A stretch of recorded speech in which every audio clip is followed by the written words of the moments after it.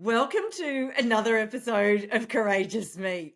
And this is so cool because I met this incredible guest when we were at the Slay Your Business event. And you know those people that there's an event and you catch up right at the like literally right at the end, and then you start talking and you start talking, and of course everyone's trying to go home and you just think, but I just want to stay talking to this human. That's what happened with this guest, Fur. So what's super cool is I've got her here on the podcast. So all of those questions that I didn't get to ask when we were in person, I now get to ask on the podcast. So it's Fur Wale, and oh my God, she's going to tell you what she does. I'm not going to spoil it. We'll get on to it. So Fur, before we get to know a bit more about you, could you just share what excites you to have a conversation with me today, all about courage? Oh my gosh, Kim, are you kidding? I mean, I saw you speak on the stage and I could tell that you have a story and that you've been where in places where I felt like I've been, where you're right in the mess of it, the hot of it, and it takes something to get out of it. And you portrayed that so beautifully and you reached so many people in the audience, and I couldn't wait to grab you afterwards and just accolade you. And then I heard you had a podcast and it was about real stories rather than the persona. You know, this is my business, this is what I do, this is how you can reach me. This is real, and I love connecting with people on that authentic level, and you are definitely authentic. Yes. Oh, thank you. That's okay. Well, it's really funny because I reckon I set up this podcast because I don't like anything surface level. I like to go deep. And this is my excuse for 1 hour to go deep and ask all those questions that, to be honest, some people, if they're not used to it, find it really intimidating. Yes. So I go, just come be a guest and we'll do it there. No one evolves unless we start getting real, you know, then Oh, we're just completely. playing this game and putting on a front. It's awful. And of course I went through that at one stage as well. Oh, Acting okay. professional. Yeah. Oh yeah. Oh my gosh. Um, hold that thought there. Oh, it's like I've just got this like barrage of questions I want to throw at you already, and we're like 2 minutes Yeah. in. Okay. So to give everyone else listening some context, could you just at a very high level share who you are All and right. what you do just to set the scene before we get into the Sure. nitty-gritty?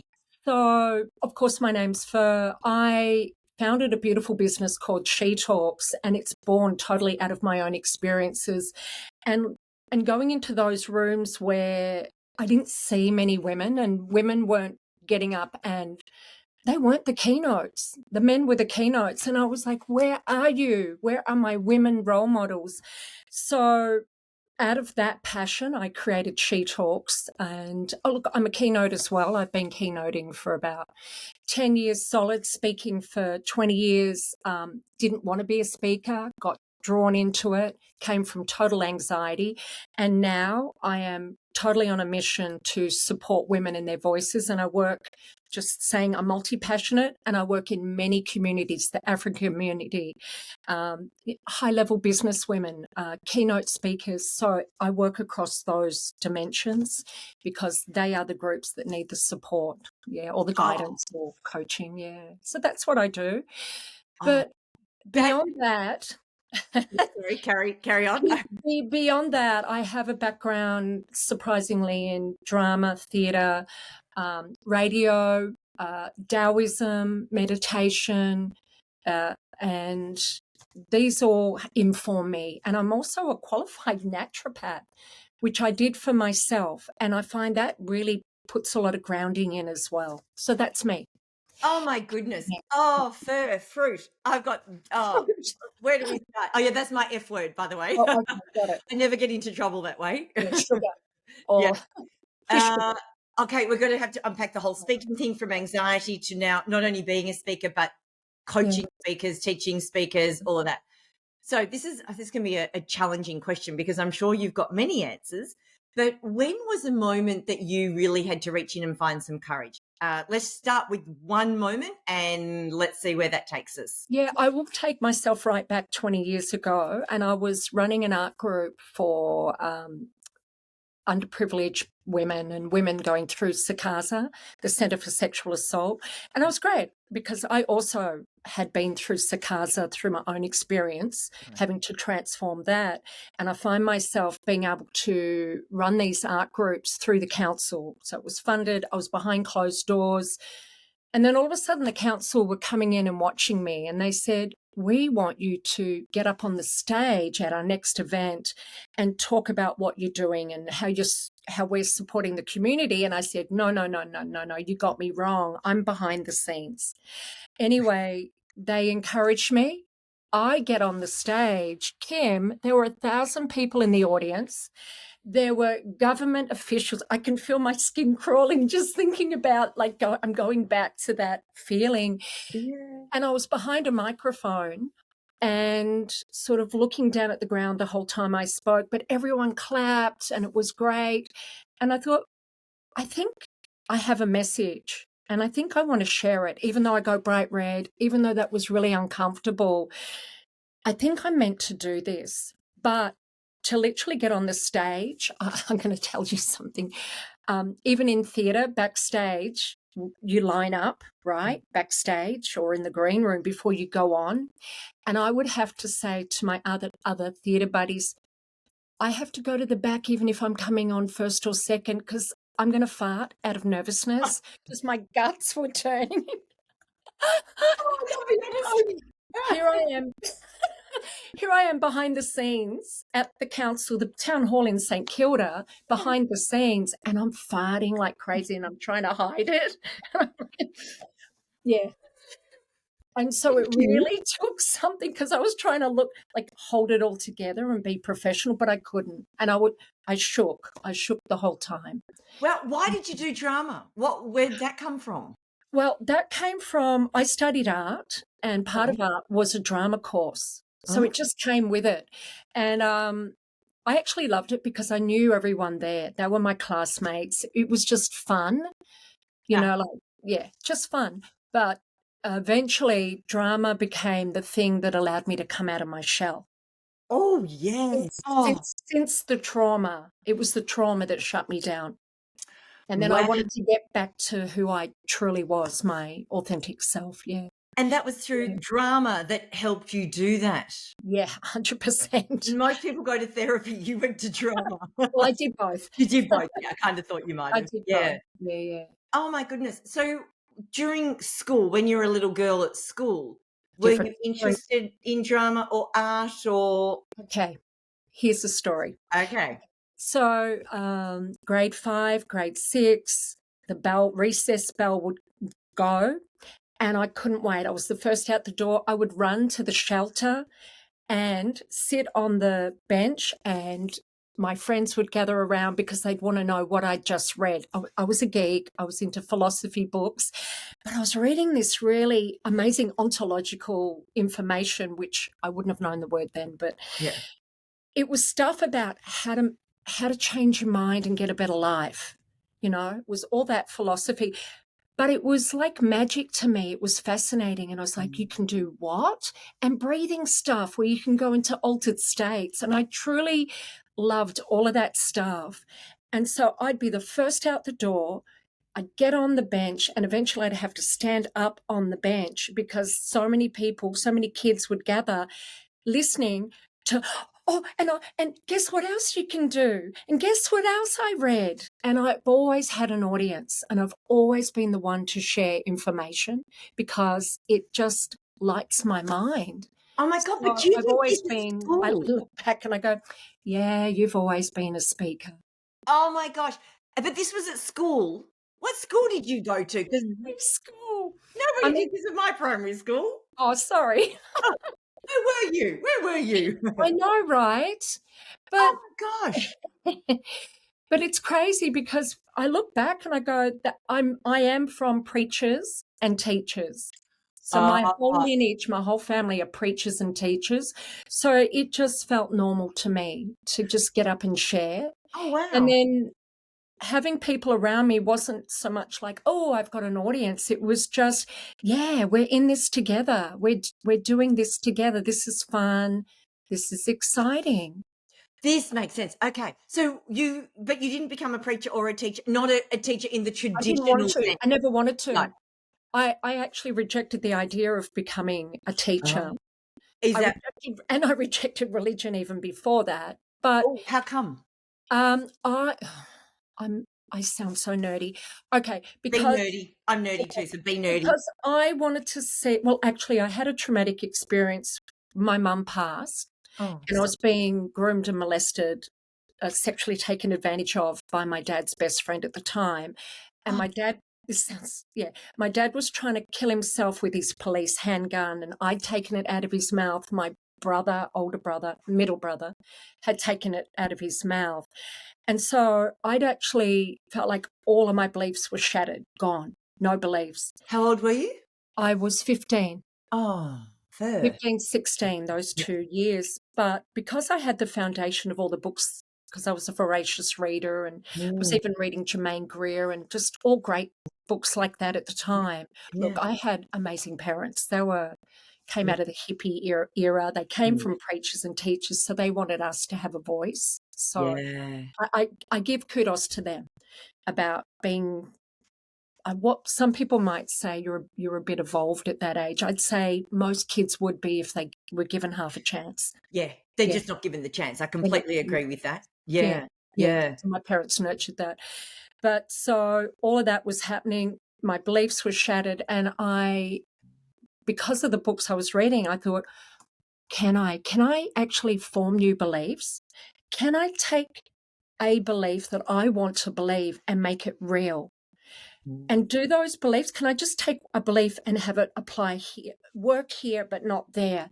And so I was playing with all of that, and I needed to because I was lost mm, and I had no support. And I was now running my family. I was now raising my two brothers yeah, and looking after my dad and ironing that special crease in the shoulder in the police shirt and feeding him and sitting with him at the bench at night and mm, holding him while he was crying, reading to my little brother Shakespeare because he couldn't understand it. So it just occupied his mind from thinking. So I was doing all of that while trying on these new beliefs. And then what I realized is I can do this. I can create my own life. I can oh, create new beliefs and have them work. One of the first beliefs was because I didn't trust anyone anymore, no, or even I wasn't even sure about my brothers because they didn't have the capacity to be there for me. mm, So I mm, had no one to talk to, nowhere to go. And I thought, no, if I just get one friend, if I can have one friend and I can slowly take the steps and realize that I can trust them, then I have a foundation to step off with. And then from there, I thought, well, now that I've got this one friend and I feel safe, can I let go of some beliefs and see if it's okay to not have them anymore? And I did that with religion and God. oh, wow. So firstly, where did you find the friend? Uh, Through school, she Through was school. Yep. another girl who was going through her own trauma. So we Ah, trauma bonded yeah, yeah. essentially, Oh, which you do. absolutely. But Yes. then you've got each other because you would never betray that trust ever, ever in a million years. But Yeah. but what a beautiful take on it as a child to think, and obviously everything you've learned and this experience you've just gone through, that let me try and see if I can trust someone else. Let me try and see if I can reshape a belief that you can trust people and do it once. And then that obviously worked. And then putting that over onto something bigger like religion and God. Which is huge. And I'll tell you, Great. it was so challenging because all of a sudden I felt like everything was ripped from underneath me Yeah. again. So I'd Yeah. already had my beliefs shattered with all of the family goings on, trauma. Yes. Yeah. But then I felt like that had happened again. But because I'd already been in that empty space of nothingness and feeling scared, I wanted to just do it. I'd already been there. I knew I could come out safely. So yeah, but it's just that sheer, I have nothing else if I don't, because I'm just hanging on for dear life. If I don't do Mm, something, I have to do something, or else what? And then it was just this mm. having some information that I'd read, and I went, let me try it. Will it work for me? Let me try some of these ideas on. That's Yeah, fascinating, and it's fascinating, it is. one, Yeah, in the era it would have been, what, 70s, 80s? Probably I was 80s at this stage? at that stage. Hang on, I was born in 62, so 80s. Yeah, 80s. Yeah, Yeah. because this is what's even more remarkable. I'm a '71 baby, so not Yeah, far off. right. Oh, Um, but it's remarkable at that time, like, this was not like, the stuff we read now is no. everywhere, but it Yeah. wasn't a thing back then. Actually, do you know what? I'm gonna say Yeah, something. It yeah, generally it wasn't. But yeah, then if you have parents like mine who came out of yeah, the true. the hippie era and also were trying to get away from their own, bonds and programs Yep. and conditioning and live their own life authentically. Also, it was the second wave of feminism. And I looked at that on the news and I thought that doesn't apply to me. And we would have open conversations about anything and everything in our family. And Wow. then it was actually my dad who said, actually, it does apply to you because Yeah. whatever happens now is going to inform your future. And Well, so yeah. that's why I said, can I have a book on feminism? And I got Germaine Greer. Yeah, Oh, right, that's why you read her. So, yeah, that one of yeah, my questions is, yeah, how did you even get onto any of this in the yeah, beginning? yeah, yeah, Yeah. yeah. Oh, No, well, so when you were a little girl, so let's go into primary school. okay. When you thought about growing up and, back then it's like, as a little girl, what do you want to be or do? What was that for you? I wanted to be a writer, A always. writer. And I am. It's Yeah. exactly what I am. I write talks. I've written 2 books. I write articles for magazine. I'm a writer. I fulfilled my dream, my Yeah. childhood dream, which is Why amazing. why did you want to be a writer? I just love books, Kim. I love books. Oh, They take me to another world, and I just I felt aligned with that. yeah, of course. Were Really, you this is a bit nerdy, but were you good at English? I was great at English. I I suck did. at English. I went on to do English literature. Yeah, Ah, yeah, then she did arts, and she studied art, and okay, correct. Yeah, yeah, yeah, this makes yeah, sense. yeah. Did Yeah, you and so this was kind of something that's carried through even through the trauma and everything, the yeah, reading, the yes, escapism, yes. the just being able to challenge what's happening around you, being able to challenge it. So what happened when you decided to challenge God and religion in terms of your own beliefs? Could you walk me through that?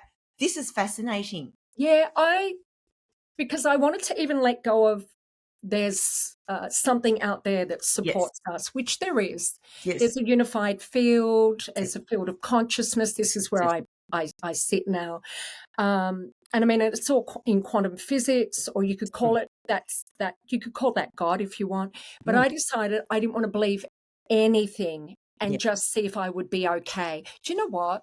It just was a matter of, am I safe in my own being Cool. without anything? Because I already didn't. What was happening was also. My dad's mum had died at the time. My cousin Kim had died. We had 6 people in 3 months die in our family. So we were disbanded and everyone was dealing with Mm, their own trauma.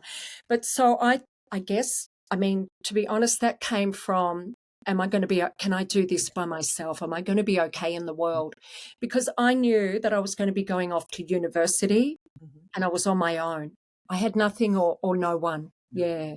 And so So when was the moment when you've put out the hypothesis of, am I going to be okay if I don't have these beliefs? At what moment do you think you realized, you know what? yeah, I am? Yeah, lying in bed, crying at night, just feeling so alone and lost, and having to find an answer, and fortunately having an analytical mind and a trusting heart. So I felt like it kind of came to me, whether it was Roughly how old was that? Like, after when you at started challenging 16. the belief? That's 16. Still in your teens? Yes, Oh, wow. yes. I had a Oh, lot happen between the age of 10 and 16. It was oh, wow. very, very profound and a lot of seeking. Oh, Yeah. wow, I was just chasing boys, far out. Oh, here's the funny thing. I actually didn't chase boys until 30s. Oh, do you I love that. I love it because look at the Oh, it wisdom that all you're changed gathering. after that, trust Yeah, me. yeah. You made up for it. I made up. Yeah, yeah, yeah. Oh, that's so gorgeous. 100%, And yeah. But you you've got to remember that I came from sexual trauma, and not just that person. There were other people that of I course, had sorry, of course. I Yeah. had 6 different incidences back to back happen with different people, and I thought, "What's wrong with me? I'm broken. Why do people keep taking advantage of me?" And then, of course, I had to pedal really fast to find answers. That's when I got into human behavior. I started reading about human behavior at that age as well. Mm, And I started reading people, but I know that people with trauma do that anyway. So mm. we're very sensitive to changes in light and sounds. And Yes, then you looking at expressions. Can I trust you? What was that yeah. little look? Why did you say that? And I went through all of that suspicion, which then makes me really good at reading people, which is why I love teaching about reading the audience as well. Oh, I Yeah. was gonna say that would make you exceptional on stage because reading the audience is another skill in itself, and Well, it's rather than en masse too. you Yeah, need it, because otherwise, if you, yeah. because all of us have a little something that gets triggered, Mm, about, like, am mm. I doing okay on stage, right? Yeah, yeah. Whatever it is for us. And if you see a certain look, you could go, oh no, they rolled their eyes at me. Oh no, they're not interested. And if I'm in an audience and I can sit back, not at the front, and I can be relaxed, I will listen to you like this because Mm. I'm Glad I interested. didn't see you that time I was on And I'm stage. considering what you're saying. Well, if you were looking at me, I know to smile. But Yes. if I'm free to sit back, I'll just be like, hmm, Mm. hmm. But it can look like disinterest, and I've had many of those people in my audiences. Yes. I thought, she hates me.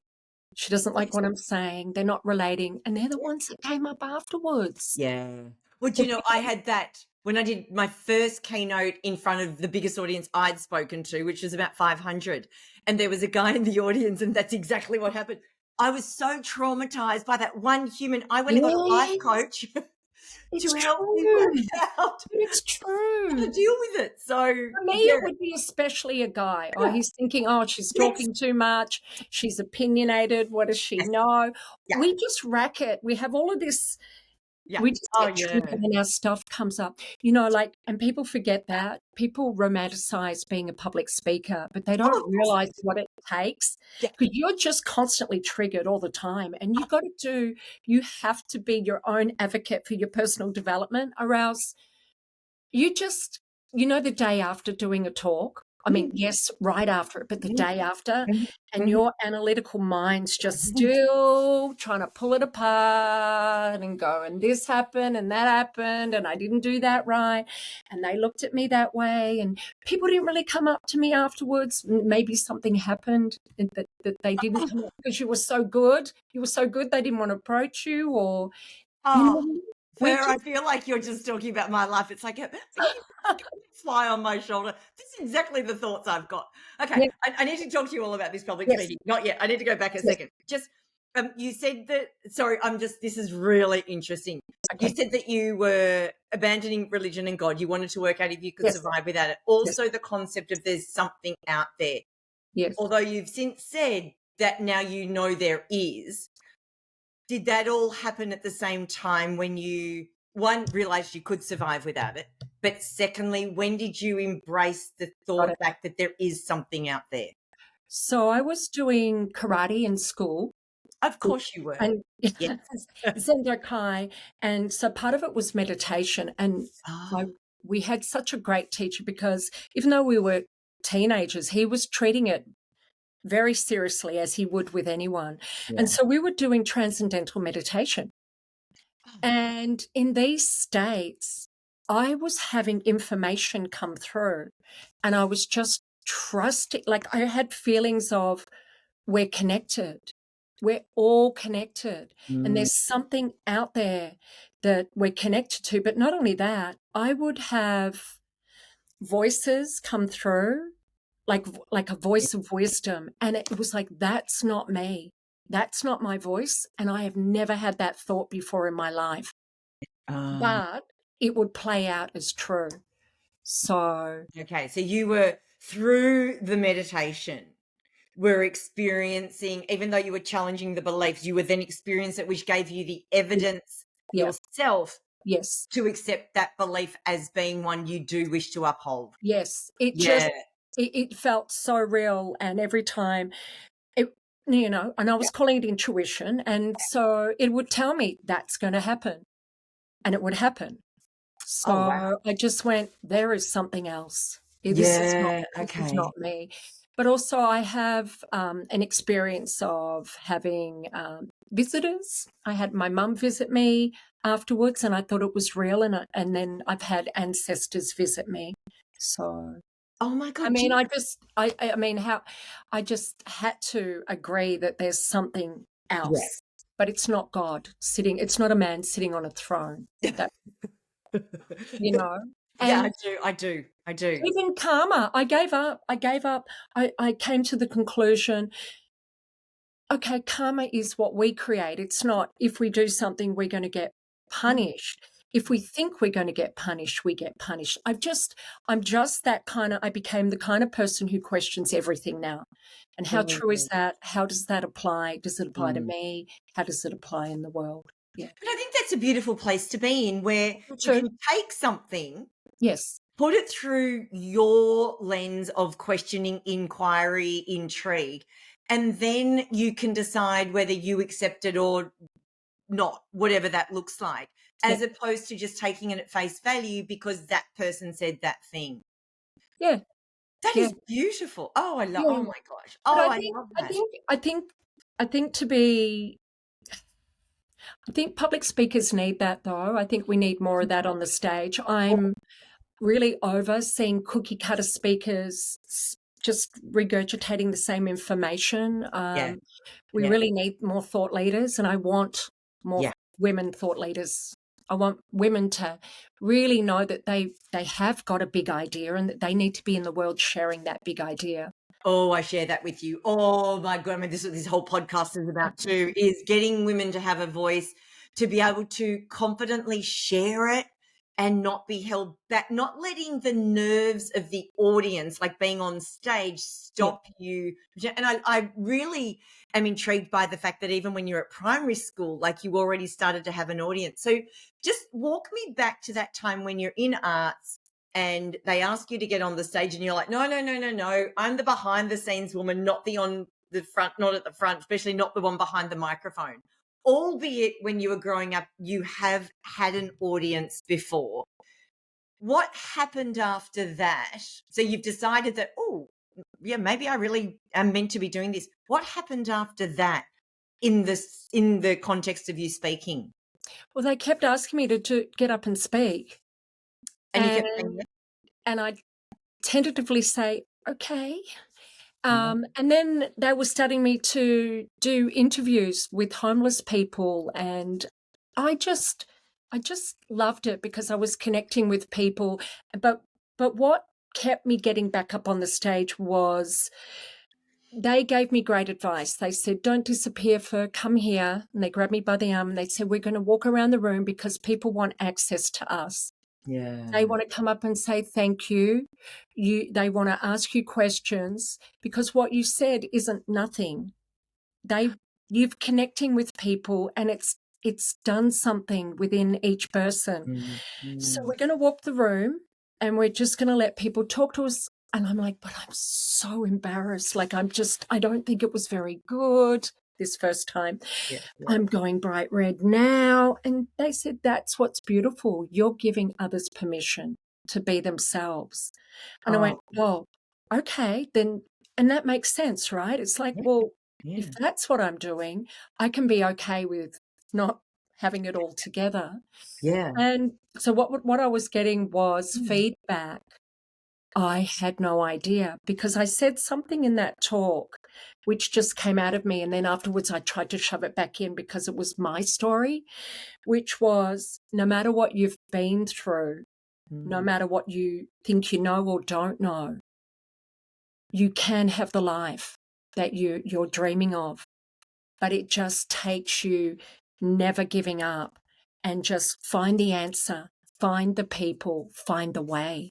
mm, And I had people coming up who were I remember one was an ex-prostitute. They had a program, a theatre program that Mm, as a community theatre mm, actor, we were asked to participate. But this program was about getting people off the street. And so they were taking them in and they were getting them job ready, but mm, also putting them in the theatre and allowing them to get confidence. So this one person, this one woman was a prostitute on the streets, and through the program, mm. she now runs her own theatre group. But she came up to me and said, and she grabbed my arm like I felt like she was just, her hands were just pinching right into my arm like she was never going to let me go. And she said, did you mean it? I'm like, did I mean what? And she goes, did you mean what you said about no matter what I've been through and no matter what I think, that I can have the future I want? And I said, yes, 100%. And then I leant into her and said, what's your story? And she told me. And I said, well, me too. Me too. I've been sexually abused. I Mm, lost my parents. I was by myself. I had to raise myself up after that. mm. Me too. And look at me now. Like, I'm still nervous, but keep going. Oh, how We're beautiful. still friends. I still know her. We still talk. Yeah. But isn't it incredible? And this is one of the things I love about speaking.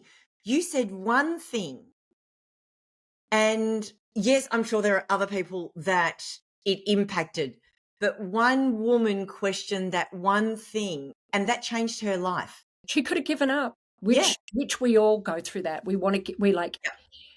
really, Yeah. am I just making this up? One of the things I used to think was maybe I'm making it up that I can have the life that I want. Maybe this is my lot. Maybe this is it. Maybe this is all I get, you Yeah. know? And then Yeah. you have to hang on. And so it gave her that. Wow. Oh, Yeah, that must have been just so rewarding for it you. is, but it is. And what did you do? Because you've got this desire now to share because you've got a beautiful message to share, but you've still got the nerves. What did you do to help you deal with that so Great. that you could share the message? Yeah, great. To be honest, it wasn't, I did a bit of public speaker training and it didn't Yes. help me at all. No. It actually made me more fearful because, and I went to some of the best. I went to two different places and they were telling me that I had to act confident.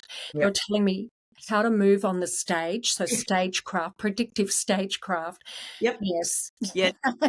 We had this conversation a little bit. Mm, And then mm. also how to use your voice to manipulate the audience and let them know that you're being serious when you lower your voice or, all of that.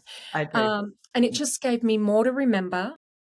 Yep. And then so I felt like I had more to fail at. And I just wasn't taking control or managing everything that was being triggered. So that was still running in the background. My subconscious was still being triggered in the background. And of course, it shows up in your body, Yeah. right? You're nervous. Yeah. It shows those Yeah. little, you're fidgety. I was honestly really fidgety and I was quirky. I did lots of little funny movements because I was trying to hold myself together. Yeah. Really. God. But so then what I did was how am I going to get myself beyond this fear? And it became my whole quest was what is fear? Where does it come from? I Yeah. understand why I've got it, but surely I'm not stuck with this for the rest of my life. That can't be a Mm. fact. So I Mm. did a lot of research into fear and I was still meditating at the time. But then I had an aha moment myself. I thought back to when I was little. I thought, hang on a minute. I was confident as a child. I did get up and Yeah. stand. I stood in a shelter on a bench, just orating to children. That's who I am. That's natural. And then I realized we're all born confident. Yeah. Every child is born confident because we Yeah. do that thing where we will go up to someone and go, do you want to see my new toy? Even if we don't know them. It Yes. doesn't matter. So I knew, I went, okay, you've got confidence already. How do I tap into that? How do I turn the volume up on that? And so I would get up on stage and I'd go, you don't have to be a Tony Robbins or an Oprah Winfrey. You have to be you. You are already confident. And Yeah. if you're soft, because I was very softly spoken, more than I am now, I Mm, thought, I just have to be me because people get permission to be them. yeah. And that was the place I came from.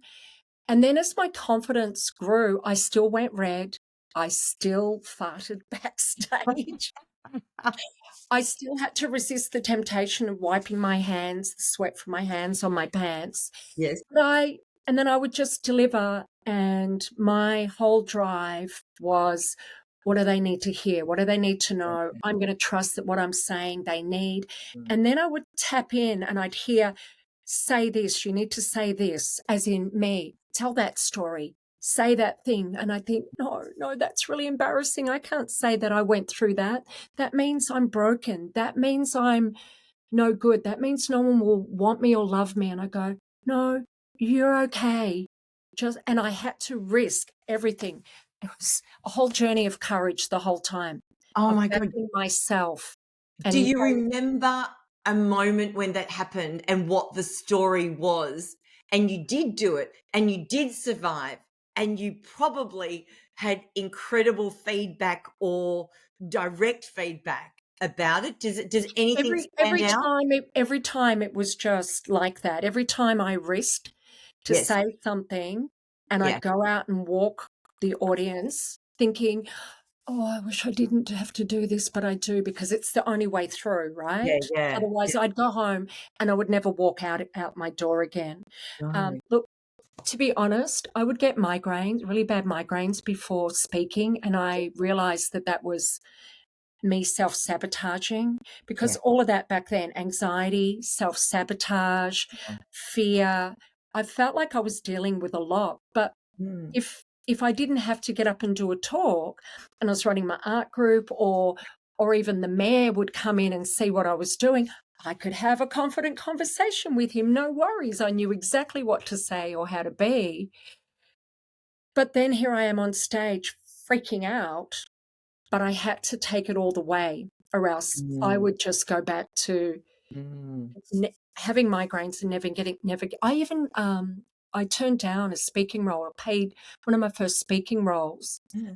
I said, oh, sorry, I've got a migraine. I can't come. But I knew I could take a painkiller and come. I knew I could do it. But I freaked out so much. That you said no. Yeah, because this was professional. I was getting Yeah. Yeah. paid Yeah.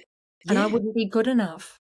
Wow. But yeah, I find that so I love hearing stories like this. I also had Dr. Louise Marler on, and she's also a very high profile public speaker, and just hearing the moments where she's been behind the stage and gone, "Ugh, I can't, like literally can't do this." It's Going so to the beautiful. bathroom and freaking out. Yeah, yeah. You even said no, and I'm assuming you didn't do it, I didn't do it. which is not great for your But reputation. but then I come home and I'm beating myself up for the whole week. Yeah, of course you I'm are. in my whole head. And Yeah, then I thought, okay, if you don't get over this, if you don't get back on the horse, metaphorically yeah, speaking, what have you got? yeah. You're a loser. And because that was my word back then. You're a loser. You're a You're a loser. loser. Yeah. You're a loser. And you're obviously not a loser. So, No, I'm not. but I understand that my one is Yeah. I don't matter. So I get Oh, it. yes. We've Yes. got our We've thing all that got we've one. We've carried. all Yep. got one. We've all got one. That's right. And it's beautiful actually when you can put the words around it, because you can almost not laugh at it, but you can look at it from a totally different Well, you perspective. can see it playing out then. Oh, When yeah. I realized what it was, well, Yeah. I did a leadership program and they put me on the spot and they said, what are you telling yourself right now? And I said, what are you talking about? And they said, well, you're a public speaker. We're asking you to present this content, Mm, mm. for your leadership, for you to get qualified. And you're literally acting in front of me, because I had to run it through with my coach before getting Yes. on stage Yeah. in this leadership program. And he Mm. said, you're acting. And I said, no, I'm not. He said, you are. So I'd be like, okay, so what we're going to talk about, I mean, it's totally acting. It's projecting confidence. And you know how to act because Icky. you've done drama and you've done all the public speaking training. So Yeah. you know You know when you're speaking and you know when you're acting. Yeah, that's right. And he said, "What are Yeah. you telling yourself?" And he said, "We're not getting off this call until you a Zoom call until you find what that is." He said, "You need to go right back to a time where something happened, and it will be something that you then tried to avoid happening again. So two things will have happened. You obviously took on acting confident or Mm, projecting. mm, It was, mhm. for me, it was projecting a persona. Yep, I'm professional. I've got it all together." yep. And then he said, and then you're going to have something that sounds really ugly when you say it to yourself. And I found it. I'm a loser. And yes, I project being myself and think that that gives me distance from emotionally getting Yeah. hurt. Yeah. Isn't that interesting? It's almost like, when I've not been to Alcoholics Anonymous or NA or any of those other things, but where they've got to get up and they've got to claim it. The Yes. first thing they've got to do, they've got to claim it. So, I could be, my name is Kim Payne and I don't matter. You know what I had to say? I had Yeah. to say, I'm Fur and I own being a loser. I own it. It's Oh, mine because I created it. absolutely. You It's have to. yeah, yeah. Oh, I like that. Oh, I'm gonna Isn't I'm it gonna do that. good? I'm gonna take that and own Isn't it. it good? Oh, And then you yeah, move to, and then you yeah, move to, and you start seeing it play yeah, out everywhere because it's not going to sound like I'm a loser. It's going to be, I can't take that role. I'm not ready yet. yeah, yeah, yeah. I've Absolutely. I've got to work on my writing skills. I've got to get some more training. It doesn't sound like I'm a loser, but No. that's actually where it comes from. Yeah, I'm a loser. And yeah, then you move into, it occurs to me that I'm a loser. Because see how you're more distance? It occurs to me that I'm a loser. yeah, It seems that way, but is it? Look, honestly, this is all at the foundation. And when I work with women, yeah, even though I'm working with them to mm, write their keynote, yeah, I can see straight away what's coming up for them. And then we address it and we move it out of the way. We disappear it yeah, so that yeah. they're free to get up on the stage. I just had a client, I love it because Mm. they all tell me when they've just made an achievement or done something. Melanie Robinson said, I did it. I negotiated my fee. They weren't going to pay me the full fee. And I negotiated that I couldn't get up on the stage unless it was this fee. And they're paying me. You know what I mean? Because she had that in her Yeah, way, that yeah, worthiness. Yeah. yeah. Which Yeah. again, we've all got our own version of it, just the We do. language or the semantics that we We do. use. And when you get that and when you can move past that, like that's where the real gold happens. So Yeah. tell me, where then you've obviously been reading books about feminism and got into feminism from quite a young age. Where then did She Talks come from? Like what was the catalyst that brought that from what could have been just an idea into the world as it is today? I was either going to work with children or Yes, with women. They're my yes, my focus groups. I thought that I was going to work with women because of trauma and work in yes, that domain, but yes. then I also wanted to work with children because I think it starts with children, Yeah. how we cause transformation. Look, I literally sat with my coach at the time and he said, "You're going to choose one. I'm going to slide a piece of paper across to you. You're going to write one on it and you're going to give it back to me, and we're going to coach you on that." And he said, Wow. "I don't want you to think about it. I just want you to just Right. automatically write." That And was it the was whole kids or process. women? And I wrote women. And I said, "No, I don't want to work with women. I want to work with children." He said, "No, your subconscious says you want Oh, to work yeah. with children." But isn't that the Women, thing? The women. minute you wrote it, you go, "Oh, no, no, it's the other one." But if you had it, yeah, yeah, yeah, yeah, yeah, Correct. yeah. Correct. You Yeah. gotta go with the one Yeah. that came out first because that's Yeah. actually what was talking to you. Yeah. So what happened from that? You're in coaching, what sort of coaching? I had a $10,000 program that was very concentrated on Yes. getting my business started. Yeah. Oh, okay, got it. So had you always wanted to run your own business? I have always run my own business essentially. Okay, Um, I that's Yeah, yeah, even as a kid, I yeah. because of my mum, she would find bits of we'd get furniture and she would paint it and put Oh, mosaic tiles on it and so we started selling them. So I started there. And then I said to Dad, "I want to make pocket money." He said, "Well, you're happy to do odd jobs." So I did that and we put a poster together and that was I would even paint walls, my goodness. ooh, But I became a costumed entertainer and then I became a face painter and I'm still a face painter today, and I still face paint on the weekends, and I love it. I love it. Oh my I God. face paint for Cadbury, Streets Ice Cream, Pet Barn. I do all the businesses there and events, and I do the African community events, and I donate my time to charity face painting. Oh my God, face painting, like, like Yeah, for real. literally face Yeah. painting. Yes. Yeah, Oh my God. I do birthdays, like I've done 30th birthdays, Day of Oh, the Dead. grown-ups too. Yeah, Day of the Dead, where they're just totally a skeleton and it goes down their throat and their hands. Oh, it's awesome. But it goes back to art. You liked art, right? Correct. You're Yes. creative. Yeah, yeah. What's this costume design? What the costume entertainer? Oh, What was oh, that? so I would dress up as either I would either be a big love heart for Valentine's Day at the shopping centre.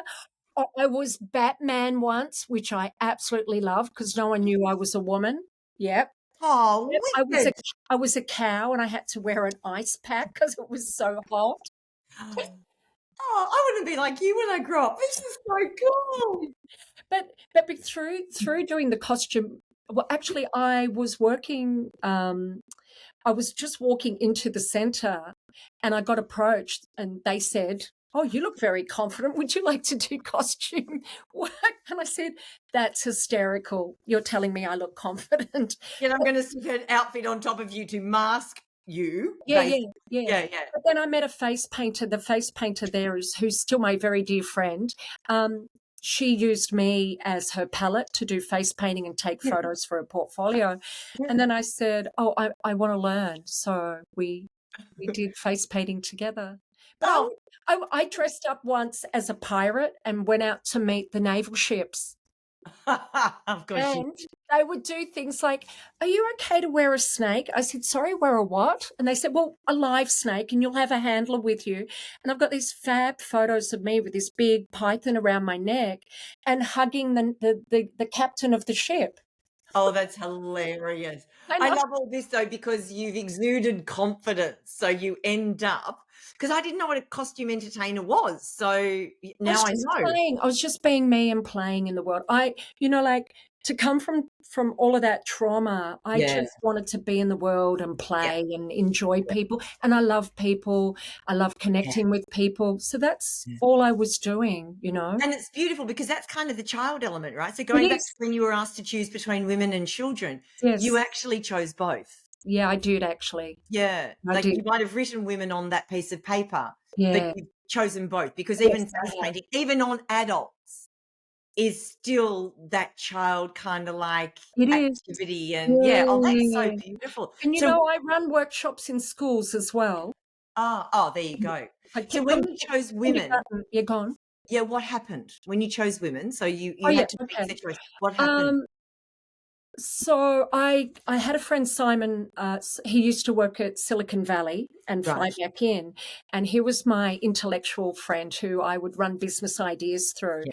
And I Yeah. said, "I need to do something." He said, "Hang on a minute, I'll call my marketing friends. We'll get them over." So we had a few drinks around Yeah. the table, Yes. and that's when they said, "What do you want to do?" And I just talked blah blah passion, like I didn't have any idea. It was just whatever was Yeah. coming out of me. Yeah. And we had butcher paper on the table and they were doing mind maps. And then they said, what's the name of this? Okay, so you're running workshops. Am I? Yes, you're running workshops. This is what you've just said. You want to be in front of an audience of women behind closed doors. You want to teach them this, this, and this. You're running workshops.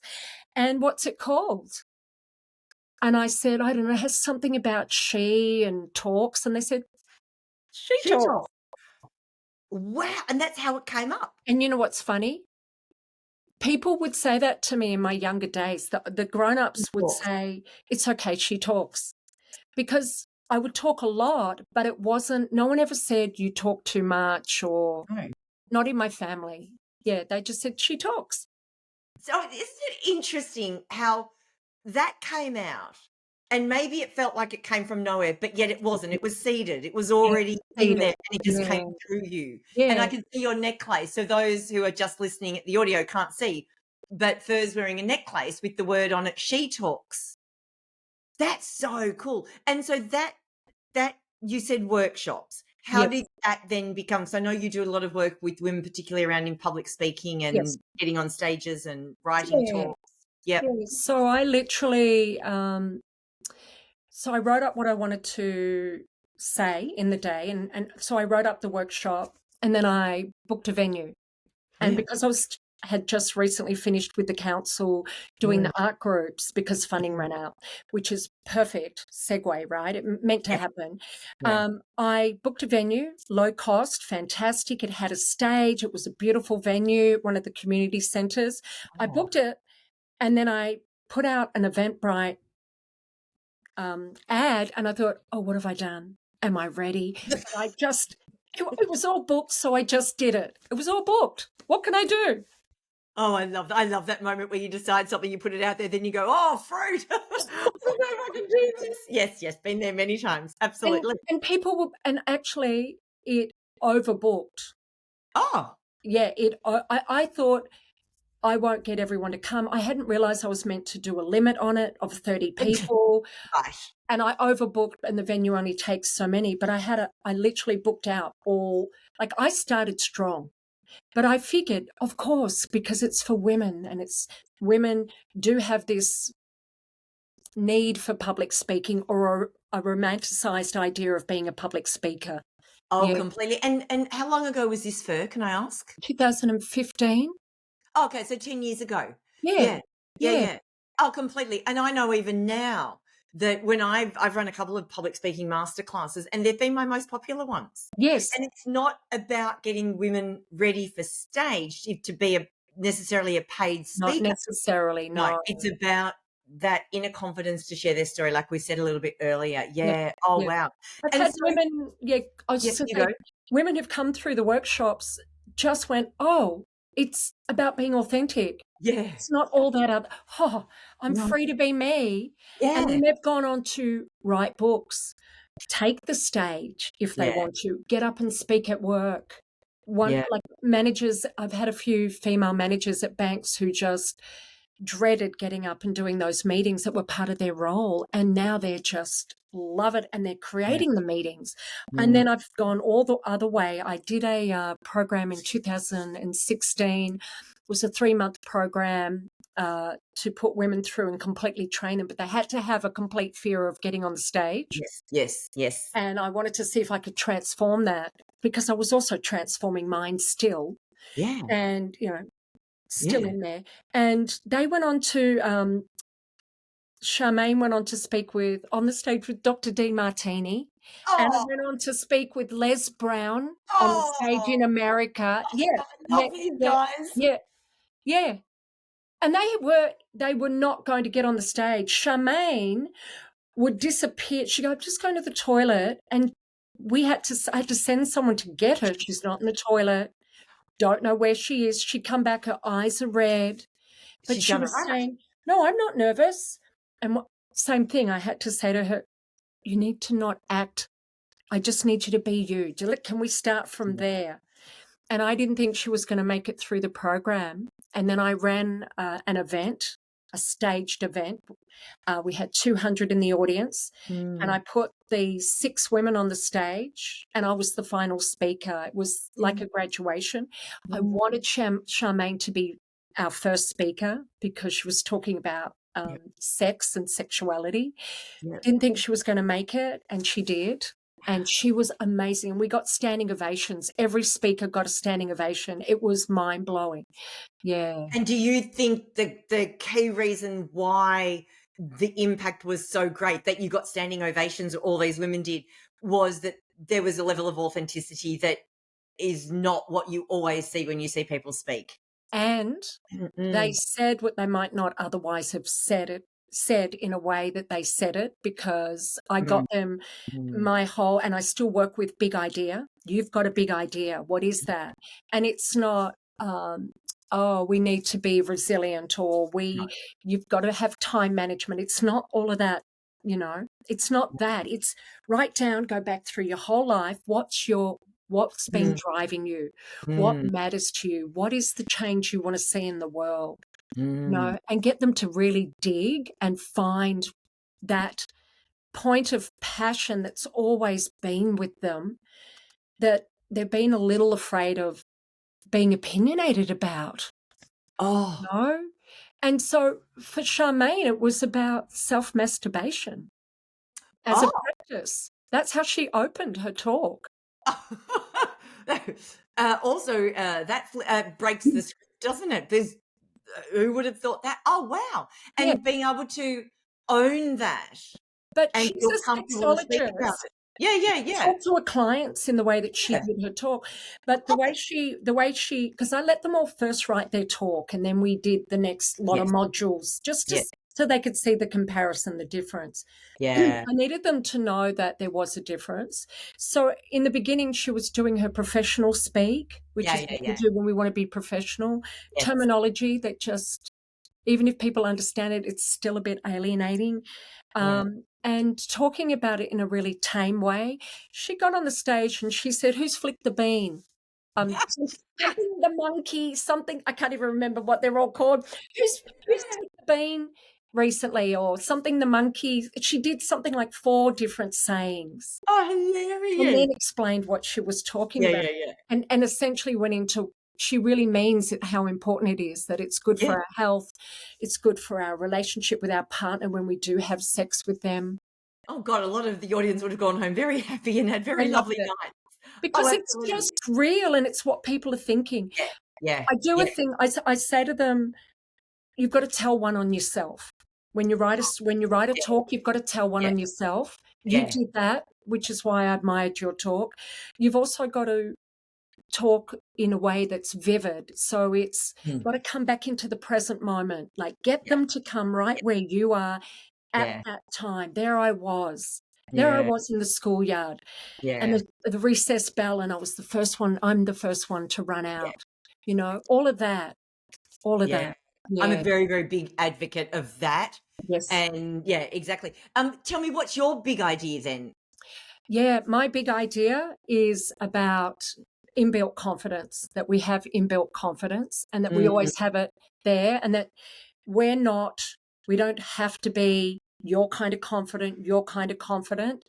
And mm, we can be different kinds of confidence at different times, because I used to think because I was mm, softly spoken that mhm. people were not going to take me seriously. And so, but then I thought, well, that's on them. That's not No. nothing to do with me. And then I would get comments like, "Oh, you're not just pretty, you're also smart," which is sort of offensive. But it was actually a good indicator to me that if I just spoke, I didn't Mm. have to put any airs and graces on. I didn't have to project or act confident. But isn't that in itself, and you use the words "free to be me," and the reason I remember that is because I've got it written, I've got my board behind me. The number one thing that is written there is "free to be me." Because and it is not something that's easy, but when you are, and if that's silent, if you're quieter, if you're louder, whatever that might be, when you're just free to be that thing that's you and be okay with it, Yes. that's the most liberating thing that you For can be. anybody, not just a speaker, the whole No, no, no, world, anybody. Yeah. everyone. And Yeah. our women need that more than ever. And I Oh, mean, we're completely. men as well, but I'm just Yeah. speaking for women Yeah. at this And point. it's interesting because I've got a really loud voice. Really loud, right? Naturally very loud, like to the point where You burst out. I do, I burst out, which is funny Beautiful. because but I didn't growing up. I'm sorry, I've always had a loud voice, but I never used it when I was growing up. Ha. I never spoke. Right. I was the one in the corner, the little timid one and everything. Oh, And not long ago, my mum said to me something like, "Oh, you're lucky," because my mum's voice has got softer as she's got older. And she said, "You're really lucky. Everyone can hear you because you're so loud." I said, "Yeah, but I got to use it. Like if I don't use it, then there's no impact, right? So it's yep, yep, I've got the volume, but yep. I've got to actually use it in order to get the message out." So many things There's here. that. There's that. Once you're in touch with your authenticity and Yeah, all of that, then you can start being performative, because yeah, then yeah, it's about messaging. How is my message being delivered? Is it being delivered? yeah. What do I need to do in order to deliver it? But it's not fake. It comes Yeah. from that foundation of authenticity. Yeah. Oh, absolutely. And Yeah. oh my God, we've been going for 59 minutes and Oh, I've got chips. like 50 million Can I say questions. one more Say thing? Because one more thing and then I've got to ask you the last All question. right. Because based on that, we're all born confident, and I say confidence is personal.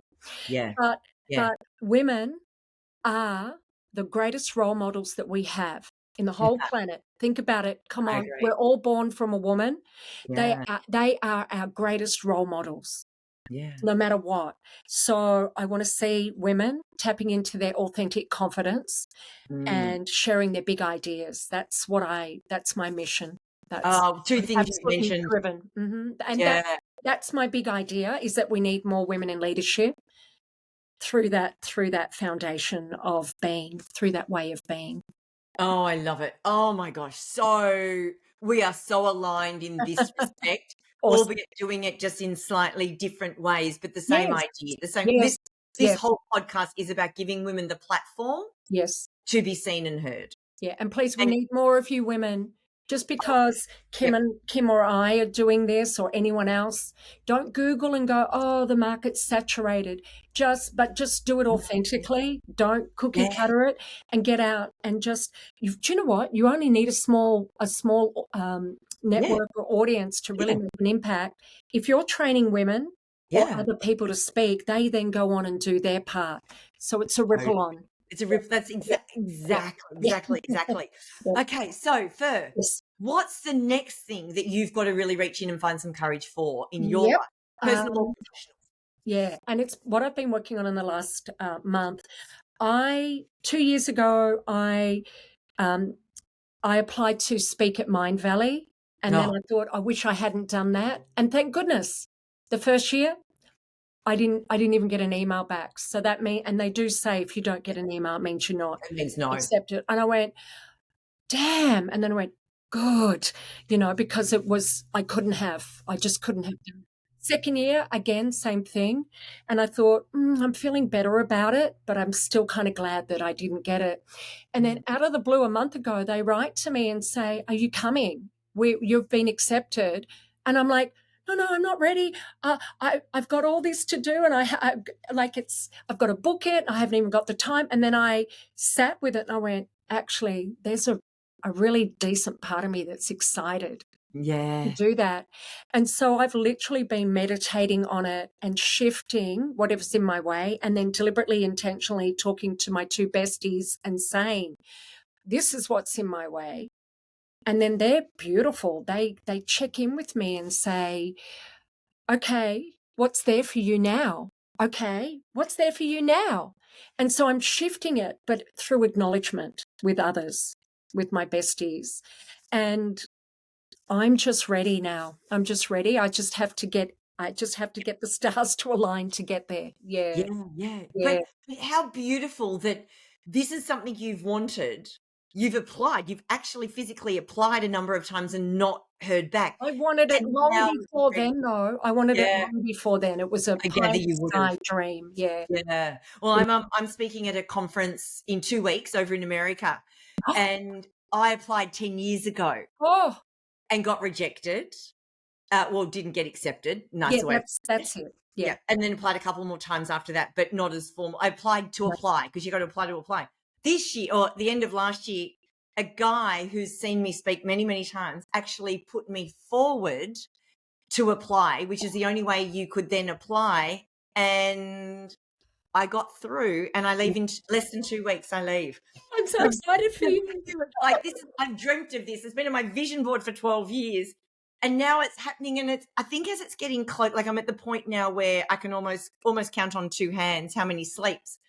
Now the reality is going, oh my God, can I do this? Oh my God, what if I can't? Like I'm having to do the meditation and the journaling and come on, Kim. Yeah, They wouldn't have said yes, given how many applicants I had and how many positions that they allowed or that were open. They wouldn't have put you through if you weren't meant to be doing this. So yes, that's the place to come from, and yeah, then just do with everything within your power to yeah, deliver upon their expectations, because we are there for them. exactly. We are there for their Exactly. audience. Yeah. So I'm MDRT, your Mind Valley. Is it next year or the end of this year? It's in August, beginning of August. Oh, So fruit. Oh, yeah. yeah, soon. Yeah, I'm writing the talk at the moment, but I've got to literally get myself free and get myself there. It's a sort of apply to apply. Like I go there, but then I have to apply to pitch. Yes, yes. Yes. and not everyone gets picked. So, but I love that, because if you can't put skin in the game, essentially, if you can't get yourself there, you Yeah. don't get to then put your name up. Yeah. And then what can happen is you can get signed, and Yeah. you totally get to be on their platform and other platforms and do a book through them, and you do a training which goes on their platform. Yeah. What that would do back here in Australia would be huge. Yeah. How I can Massive. support, and Yeah. and that is the leading. I Yeah. mean, Mind Valley University is where the Yeah. greatest minds are. I Yeah. have access to those people Yeah. and to that wisdom and that knowledge that I can then bring back here. Oh, I love Mind Valley. Yeah, I I know. absolutely I know. love I I know. love It's everything about it. where we're And going. actually, yeah, one of a guy that I've loved watching and observing from a public speaking point of view, Eric Edmeades. Oh, yes. He always talks about the story and how he got to Mind Valley Yes. and how he got on the stage. Yes. I've got total brain crush on that guy. Okay, Total so brain. that's what helps me as well. I've Yeah. selected a few who I found their origin story and how they then got on the stage at Mind Valley, which was, I Yes. mean, turning up and not getting Yeah. accepted to pitch, but Yeah. coming again the next year, and then they're huge now. And Yeah. she's from New Zealand. I'm like, okay, that's close to me. That feels possible. That's possible. Oh, it's totally possible for Yeah, you, 100%. for Oh, I Mind know it. Valley. Yes. It's where I belong. I belong there. Totally. Yeah, And yeah. I get why that was your answer towards the Yeah. next thing you've got to reach in and find courage for. Okay, yes. Because we've gone like way, way, Yes. way over time now, I will put all of the details of how people can find you in the show notes. Yes, But do that. where do you hang out mostly online? Instagram and LinkedIn. Okay, cool. I'll Yeah. put those details in. Is there any one last thing, if people do want to know more about your work, anything else they should do, anything you've got on offer at the moment? I run regular meetups for women speakers. Just come, enjoy the social aspect, Yes. have an opportunity to get up and talk, Yes. and just see if She Talks is for you. That's it. Beautiful. Yeah. Oh, I love it. I love it. I'll put Yeah. all those details in. You are Great. one courageous woman. Thank you. I'm so grateful we finally got to have a catch up one-on-one, albeit over the podcast. Me too. Because Yeah. we only touched the surface when we last met. We've only just skimmed the surface today. So loads more to come. But good luck, good luck, good luck with Thank the you. Mind Valley. And thank you for being so open and sharing such a Yeah, courageous journey it's that still important. continues on. It's important. Yeah, no acting professional. No. That's old school. Thanks, Yep. Kim. I've loved every second.